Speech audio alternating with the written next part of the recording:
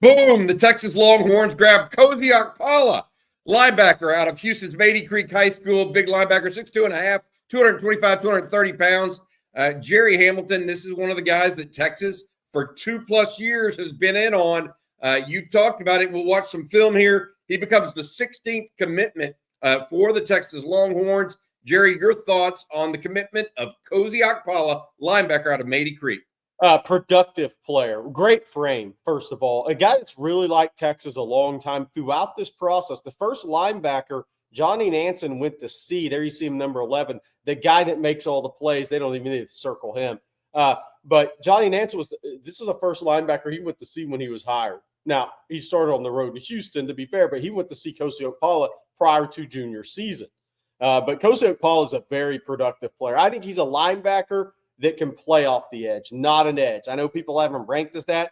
This guy's a linebacker, maybe in the mold of a Brad Spence, right? That is a linebacker that can play off the edge, really productive player, has really good lateral ability, mobility, agility, whatever you want to call it, stays on his feet. There you see the attempted chop block, long arms, 80-inch wingspan guy, 121 tackles, 29 tackles for loss, 30 quarterback hurries, 7 sacks, 3 forced fumbles in the last 2 seasons in 19 games. So he's been productive 2 years in a row.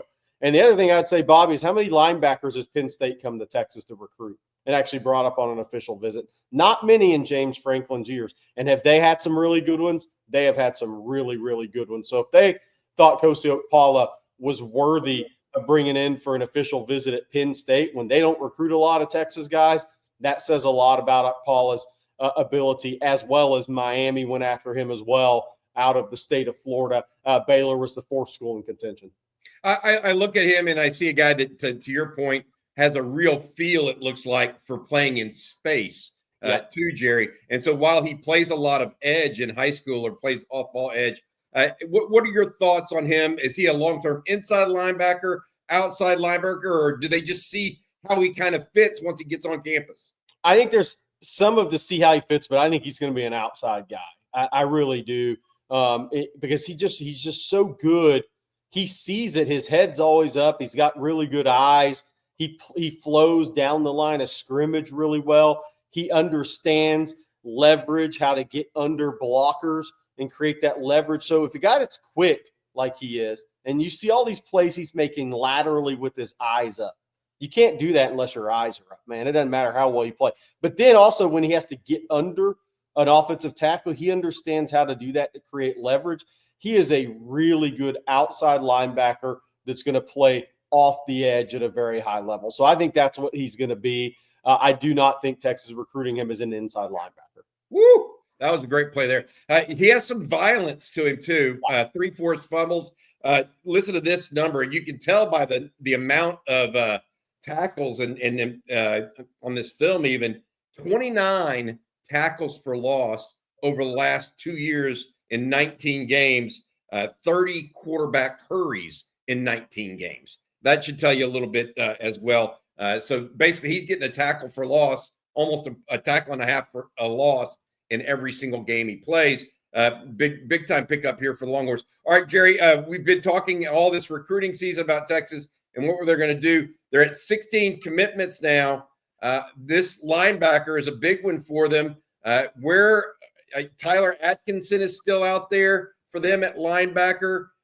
What else is on the come right now for Texas at this spot? Well, as of right now, what's going to tell us where this Texas linebacker class goes is going to be the state of Georgia now with Kosi Okpala in the fold. There's Tyler Atkinson, the 5-star, Grayson, who is most likely going to pick Georgia or Texas, and I'm not ruling out a Clemson, but everything we hear right now is more Georgia, Texas. And then there's Braden Rouse out of Kell High School in Marietta, who's been a Tennessee lean, but Texas has not let up on him. Texas really likes Braden Rouse. They got a June 13th official visit. Then he was at Tennessee on the 20th. We believe Texas is actually in the fight here for sure. Alabama and Michigan, the other 2 schools, but it could easily come down to Tennessee and Texas. And can Texas overcome 2 years of relationships with the Tennessee staff for Braden Rouse? But Texas has 2 tremendous linebacker prospects in the state of Georgia. They want to have a 3 linebacker class. The question is, can they win out for one of those and have two high school linebackers headed into the season? Or could they maybe pull an upset and get all three of these guys? We'll see. But it's the Peach State at linebacker is going to be really interesting for Texas because those are two of the very best in the country. You look at Okpala here, still 16 commitments. What about Texas recruiting as a whole? The last week has been a miss after miss, frankly, for the Longhorns. There's been reasons for every single one of them. So it's not like the Texas staff's not doing its job, et cetera. NIL's played a role in a bunch of those. What are your thoughts about Texas recruiting as a whole right now, Jerry? Look, I went into this week saying they just need to have – Texas needs to have a good week. And, look, this was a start of a good week. Kendall Gavril was a tough loss yesterday. That's a guy Texas led for a lot of this process in the spring up until Florida came really big on Monday to start the week. Now, with Kosi in the fold, you get to the offensive lineman. John Turntine, 5-star for us, has been for a year and a half or 2 years. And then you have Felix Ojo, two of the very best offensive tackle prospects in the country. Texas needs to walk away with one.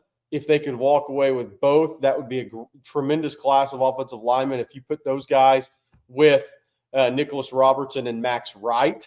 But this is a big week for Texas. Getting Kosi, holding on to close out against Penn State and Baylor and maybe Miami was big. But now we're into the offensive linemen. I mean, John Turntine, we think is just a great fit and excellent player. We think Felix Ojo has a lot of upside to him. Those are two guys Texas, like Okpala, has done very well with. Now, are they going to close those guys out a day from now? We're going to find out. But it could be a really productive week for Texas and kind of give them some momentum headed into that following week, in which there's another number of big decisions on deck for Texas. And there's a couple they're in pretty good spot with. Yeah, it's going to be interesting to see where Texas goes with recruiting from here because, you know, a lot of their guys, the vast majority now in these last 3 weeks of last 2 weeks of June and then this first week of July are starting to all commit. And then we're going to watch and see who Texas follows after that into the season.